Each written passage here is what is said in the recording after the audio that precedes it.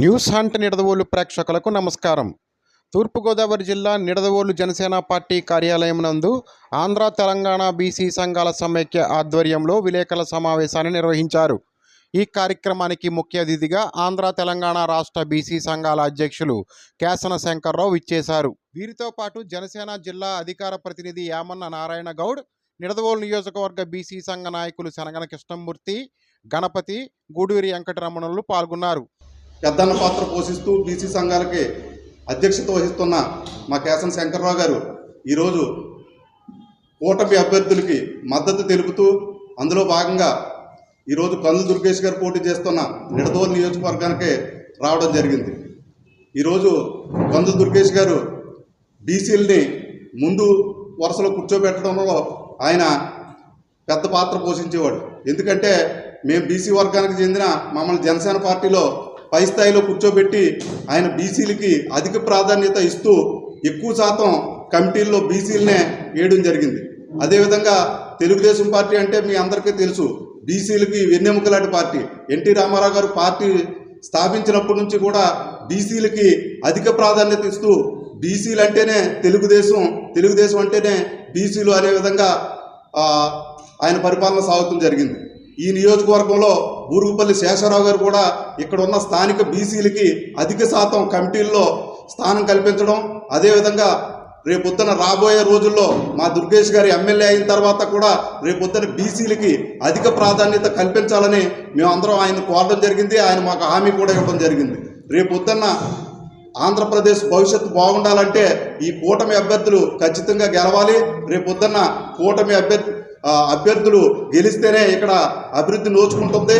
రేపొద్దున ముఖ్యమంత్రిగా చంద్రబాబు నాయుడు గారు ఈ రాష్ట్రాన్ని పరిపాలిస్తేనే బీసీలకి ముందంజలో ఉండటానికి ఉంటుంది. గత 4 సంవత్సరాలుగా కుదేలైపోయిన చేతి వృత్తులకు సంబంధించిన మా బీసీ కులాలన్నీ ముందంజలో రావాలి అంటే రేపొద్దున కూటమి గెలవాలి, చంద్రబాబు నాయుడు గారు ముఖ్యమంత్రి అవ్వాలి, అందరూ కూడా అభివృద్ధి సాధించాలంటే కూటమి ఖచ్చితంగా గెలవాలి. కూటమి తరపున కందుల దుర్గేష్ గారిని నిడదవోలు నియోజకవర్గంలో ఉన్న బీసీలందరూ కూడా సపోర్టు చేయాలని ఆంధ్ర తెలంగాణ రాష్ట్రాలకు సంబంధించిన మా కేసన శంకర్రావు గారు మీ అందరికీ తెలియజేయడానికి ఇక్కడ ఇచ్చేశారు. ఇప్పుడు శంకర్రావు గారు మాట్లాడతారు. హృదయపూర్వక నమస్కారాలు. గత కొన్ని రోజుల నుంచి అనేక ప్రాంతాల్లో రాష్ట్ర వ్యాప్తంగా పర్యటించడం జరుగుతూ ఉంది. దీనికి ప్రధానమైనటువంటి కారణం మొన్న 14వ తారీఖున రాష్ట్రం మొత్తం 26 జిల్లాలు 175 నియోజకవర్గాల్లో దాదాపు 1000 మంది ఒక ప్లేనరీ సమావేశంలాగా గుంటూరులో ఏర్పాటు చేయటం జరిగింది. ఆ సమావేశంలో రాష్ట్రంలో ఉన్నటువంటి సమస్యలన్నీ రాజకీయ భవిష్యత్తు కొరకు కూడా చర్చించుకోవటం జరిగినటువంటి విషయం మీ ద్వారా తెలియజేస్తూ ఉన్నాను. ఎందుకంటే గత 5 సంవత్సరాల్లో కూడా వైసీపీ పరిపాలన, జగన్మోహన్ రెడ్డి గారు ఏదైతే పరిపాలన కొనసాగిస్తూ ఉన్నారో అణగారిన వర్గాలన్నిటి కూడా పూర్తిగా అన్యాయం జరిగిందనేది మనందరూ కూడా ఆమోదించాల్సినటువంటి విషయం. ఎందుకంటే ఆయన సామాజిక న్యాయం మా పార్టీ ద్వారానే వస్తుందని చెప్పన్నారు. మేము ఒకటే చెప్తా ఉన్నాం, సామాజిక న్యాయం అనేది 4 ఎమ్మెల్సీలో 4 ఎంపీలో 10 మంది మంత్రులు ఇస్తే సామాజిక న్యాయం కాదండి. వాళ్ళందరూ కూడా మీ పార్టీ ఏ విధంగా అయితే ఆ విధంగా నడుచుకునేవాడు తప్ప మరి పేద ప్రజలు ఏదైతే ఆశించి బలహీన బడుగు వర్గాలు ఓటేశారో వాళ్ళకి న్యాయం జరగనప్పుడు, వాళ్ళకి సరైనటువంటి చట్టసభల్లో వాళ్ళ సమస్య మీద మాట్లాడినప్పుడు అది సామాజిక న్యాయం ఏ విధంగా ఉంటుంది? సామాజిక న్యాయం అంటే అన్ని రంగాల్లో, రాష్ట్రంలో అన్ని రంగాల్లో, మరి కేంద్రంలో కానీ రాష్ట్రాల్లో కానీ జనాభా నిష్పత్తి ప్రకారంగా వారికి రావాల్సినటువంటి వాటా రాజకీయ రంగంలో కానీ, ఉద్యోగ రంగంలో కానీ, ప్రమోషన్లో కానీ, కేంద్ర సర్వీసులో కానీ అన్ని రంగాల్లో కూడా బీసీ జనాభా నిష్పత్తి ప్రకారంగా వారికి రాజకీయంగా కానీ అన్నీ జరిగినప్పుడే వారికి సరైనటువంటి సామాజిక న్యాయం జరిగింది. అదేవిధంగా ఈ రోజున స్థానిక సంస్థలు 34% రిజర్వేషన్ కోల్పోయాయి. 34%లో 12% ప్రభుత్వం వారు మరి దాదాపు 16,000 చిల్లర పదవులను కూడా కోల్పోయారు. మరి ఆ రోజున కనీసం ముఖ్యమంత్రి గారు ఈ పదవులు కోల్పోయారు, మరి సుప్రీంకోర్టు కూడా వెళ్ళటానికి కూడా మరి ఆ రోజున ప్రభుత్వం ముందడుగు వేయకపోవటం, అది కూడా బీసీలకి అన్యాయం చేసినట్టు కింద లెక్క. అదేవిధంగా ఈ రోజున మరి బీసీలకి బీసీ ఫైనాన్స్ కార్పొరేషన్ ఉండేది. ఆ కార్పొరేషన్ ద్వారా రాష్ట్ర వ్యాప్తంగానే అన్ని కులాలకి చేతు వృత్తుల వాళ్ళకి సరైనటువంటి న్యాయం జరగటానికి సబ్సిడీ లోన్స్, మార్జిన్ మనీ ఇవన్నీ కూడా ప్రొవైడ్ చేసేవాడు ఆ రోజుల్లో. కానీ ఆ బీసీ ఫైనాన్స్ కార్పొరేషన్ని పూర్తిగా జగన్మోహన్ రెడ్డి గారి ప్రభుత్వం రద్దు చేసేటువంటి విషయం.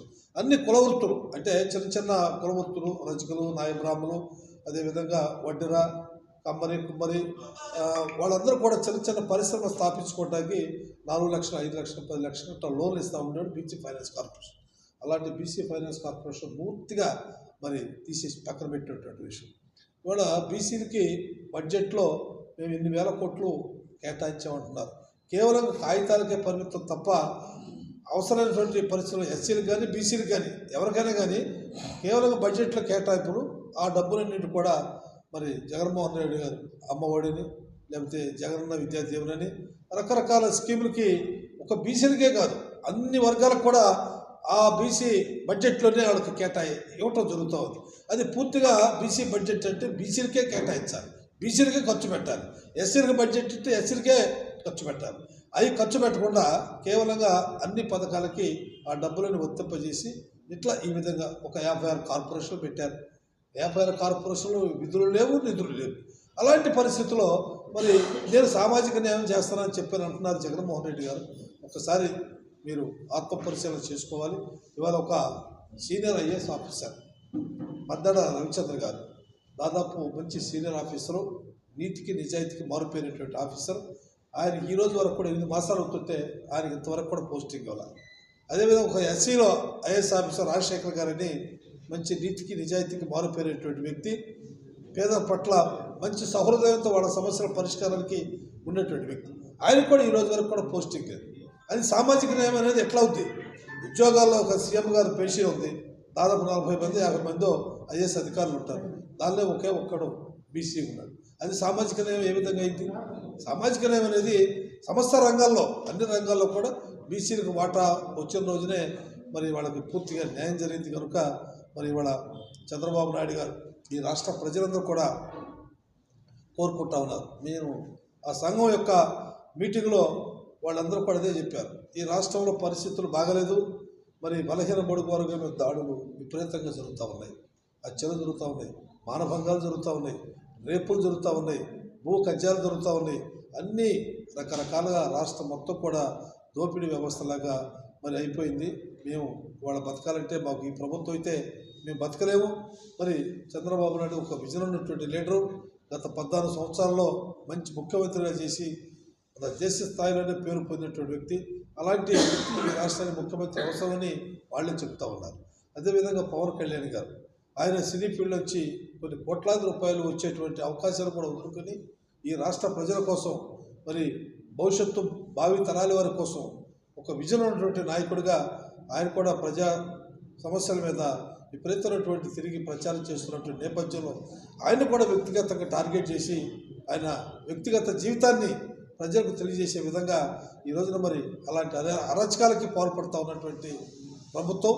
అదేవిధంగా వీళ్ళిద్దరూ కూడా ఒక కూటమిగా ఏర్పడి, అదేవిధంగా కేంద్రం అవసరాలు కూడా ఉంటాయి కాబట్టి కేంద్రం పరిధిలో ఉన్నటువంటి మరి రాష్ట్రానికి రావాల్సినటువంటి నిధులు కానీ రకరకాలుగా వాళ్ళు ఇచ్చినటువంటి హామీలు కానీ వారికి కూడా కేంద్ర ప్రభుత్వంతో కూడా మనం సఖ్యతగా ఉంటే, అందుకని ముగ్గురు కలిసి ఒక కూటమిగా ఏర్పాటు చేసి ఈ రాష్ట్రాన్ని ఒక మంచి అభివృద్ధిలో తీసుకెళ్ళాలని, మంచి ప్రగతి పదంలో తీసుకెళ్ళాలని ఒక ఆలోచన చేసినటువంటి కూటమి అభ్యర్థులందరూ కూడా మన విజయం చేకూర్చాలి. అదేవిధంగా మరి వాళ్ళ పోలవరం ప్రాజెక్టు ఉంది, అంటే డెల్టా రైతులకి ఒక వరం అది పోలవరం ప్రాజెక్ట్ అనేది. ఆ ప్రాజెక్టు కానీ పూర్తయితే 80 టీఎంసీ నీరుని కృష్ణా జలాలకి వదులుతారు. మరి కృష్ణా జలాలు ఆ వాటర్ని మరి డెల్టా ప్రాంతం అంతా కూడా సస్యశ్యామలంగా అయ్యేటువంటి అవకాశం ఉంటుంది. దాన్ని అక్కడే పడేసినటువంటి విషయం. అదేవిధంగా ఇవాళ రాజధాని అసలు ఎక్కడ రాజధాని ఉందండి? రాజధాని చెప్పుకోవటం కూడా మనకి ఇవాళ పరిస్థితులు ఎక్కడ ఏంటో చెప్పుకునేటువంటి పరిస్థితులు కూడా మనకు లేనటువంటి, అటు రాజధాని లేదు, ఇటు పోలవరం ప్రాజెక్టు కాలేదు. అదేవిధంగా నేను బట్టలు నొక్కుతున్నాను, మరి పేద ప్రజలందరికీ నేను డబ్బులు ఇస్తున్నాను అన్నాడు. అంటే సంక్షేమం ఒక కన్ను, అభివృద్ధి ఒక కన్ను. సంక్షేమం ఉండాలి, అభివృద్ధి ఉండాలి. సంక్షేమం అంటే కేవలంగా బట్టలు నొక్కి మరి డబ్బులు వేయటమే కాదు సంక్షేమం అనేది. సంక్షేమం అనేది సమస్త రంగాల్లో అన్ని వర్గాలకు కూడా పూర్తిగా న్యాయం జరగాలి. కేవలంగా బట్టలు నొక్కితేనే సంక్షేమం కాదు. అదేవిధంగా అభివృద్ధి, రాష్ట్రం అభివృద్ధి చెందాలంటే పరిశ్రమలు కావాలి, మరి గొప్ప గొప్ప ఇండస్ట్రీస్ అని పెట్టాలి. మరి రాష్ట్రంలో ఉన్నటువంటి రైతాంగం కానీ, అదేవిధంగా యువత కానీ, విద్యార్థులు కానీ, మహిళలు కానీ అన్ని రంగాల్లో కూడా వాళ్ళకు కూడా సరైనటువంటి మరి అభివృద్ధి చెందినప్పుడు అది సంక్షేమం, అదేవిధంగా అభివృద్ధి అనేవి మనకి గ్రామాల్లో ఉన్నాము. ఇవాళ పంచాయతీ సర్పంచులు ఉన్నారు. ఒక్కొక్క వ్యక్తి ₹1 కోటి, ₹2 కోట్లు పెట్టి సర్పంచులుగా గెలిచారు. ఈ రోజు వరకు కూడా సర్పంచులకి మరి 14th ఫైనాన్స్, 15th ఫైనాన్స్ మరి కేంద్రం నుంచి నిధులు వస్తూ ఉంటే అవి కూడా వాళ్ళు లాగేసుకుపోతూ ఉన్నారు. మరి పంచాయతీలన్నీ కూడా నిర్విరామం అయిపోయినటువంటి పరిస్థితి, రైతాంగం పూర్తిగా నిర్విరామైనటువంటి పరిస్థితి, నిరుద్యోగులు, యువత అన్ని విధాలు కూడా అస్తవ్యస్తంగా ఉన్నటువంటి ఈ రాష్ట్ర ప్రభుత్వాన్ని ముందు పక్కన పెట్టి మరి ముఖ్యమంత్రిగా చంద్రబాబు నాయుడు గారు, ప్రధానమంత్రిగా మరి నరేంద్ర మోడీ గారు, ఈ కూటమి వాళ్ళందరూ కూడా వస్తే రేపు అన్ని విధాలు కూడా బలహీన బరుగు వర్గాలకి న్యాయం జరిగిందని వాళ్ళ మరి రక్షణ చట్టం తీసుకొచ్చారు. రక్షణ చట్టంలో ఇవాళ బీసీలకి ఎంతోమంది మహిళలకి అనేక దాడులు జరుగుతూ ఉన్నాయి, అనేక రేపులు జరుగుతున్నాయి, అనేక మర్డర్లు జరుగుతూ ఉన్నాయి. కనీసం పోలీస్ స్టేషన్కి వెళ్ళి పోలీస్ స్టేషన్లో కేసు ఇస్తే కేసు కూడా నమోదు చేసుకునేటువంటి పరిస్థితిలో ఉన్నారని మహిళలు కానీ అందరూ ఆవేదన వ్యక్తం చేస్తూ ఉన్నారు. కనీసం అలాంటప్పుడు కూడా ముఖ్యమంత్రి గారు స్పందించి మాట్లాడకపోతే ఈ రాష్ట్రంలో ప్రజలు ఎవరో చెప్పుకోవాలి, ఏ విధంగా చెప్పుకోవాలి? మాకే రక్షణ లేనప్పుడు మరి అలాంటప్పుడు మరి బీసీలు నా ఎస్సీలు, నా బీసీలు, లేకపోతే నా ఎస్టీలు, నా మైనార్టీలు అంటున్నారు మీరు. వీళ్ళందరి యొక్క మరి రక్షణ కవచంలాగా ఉండాల్సినటువంటి మీరు మరి ఎక్కడ దాడులు జరిగినా కూడా ముఖ్యమంత్రి గారు ఖండించకపోవటం అనేది కూడా చాలా దురదృష్టకరమైనటువంటి సంఘటన. ఇవన్నీ కూడా మనం రేపు జరిగేటువంటి ఎన్నికల్లో మరి రాజమండ్రి కొత్తగా జిల్లా ఏర్పడింది. అక్కడ మరి పురంధరేశ్వరి గారు పార్లమెంట్ అభ్యర్థిగా పోటీ చేస్తున్నారు. మరి ఇక్కడ సురేష్ గారు, కందులు దుర్గేష్ గారు మంచి యువకుడు, ఉత్సాహవంతుడు, మంచి డైనమిక్ లీడర్. మరి అలాంటి వ్యక్తులను కానీ మనం గెలిపించుకుంటే భవిష్యత్తులో ఇక్కడ ఈ ప్రాంతం అంతా కూడా అభివృద్ధి చెందడానికి అవకాశాలు ఉంటాయి. అలాంటి వ్యక్తులు మనం ప్రజల సమస్యలు తెలిసిన వాళ్ళు, ప్రజల సమస్యల మీద పోరాటం చేసిన వాళ్ళు, మాజీ ఎమ్మెల్సీకి కూడా చేశారు కనుక చట్టసభలో అనేది వారికి ఒక ఆలోచన అనేది ఒకటి ఉంటుంది. కాబట్టి ఇలాంటి ప్రజల సమస్యలు తెలిసినటువంటి వ్యక్తిని కందులు దుర్గేష్ గారిని మనం ఎమ్మెల్యేగా గెలిపించుకుంటే ఈ ప్రాంతం అంతా కూడా అభివృద్ధి చెందింది. అదేవిధంగా పురంధరేశ్వరి గారు పార్లమెంట్ సభ్యురాలు, ఆవిడ కూడా మంచి మెజార్టీతో గెలవాలని పార్లమెంట్ సెగ్మెంట్లో ఉన్నటువంటి అన్ని 7 అసెంబ్లీ నియోజకవర్గాల్లో కూడా పార్లమెంట్ అభ్యర్థి అందరూ కూడా విజయాన్ని ఎన్డీఏ కూటమి అభ్యర్థులకు విజయం చేకూర్చాలని రాష్ట్ర బీసీ సంక్షేమ సంఘం అధ్యక్షుడిగా, దీనిలో పార్టీ లేదు, కులం లేదు, మతం లేదు, అందరూ కూడా ఈ రాష్ట్రాన్ని భవిష్యత్తులో మనం ఉపయోగించుకోవాలంటే ఎన్డీఏ కూటమి అభ్యర్థులు గెలిపించుకుంటేనే రేపు మనకు భవిష్యత్తు ఉంటుందనే విషయాన్ని మీ ద్వారా తెలియజేస్తూ అందరూ కూడా కూటమి అభ్యర్థుల విజయానికి కృషి చేయాలని చెప్పి రాష్ట్ర బీసీ సంక్షేమ సంఘం అధ్యక్షుడిగా కేశవ శంకర్రావు మీ అందరూ కూడా శిరస్సు వచ్చి నమస్కరిస్తాం. జై హింద్, జై పూలే, జై భీమ్.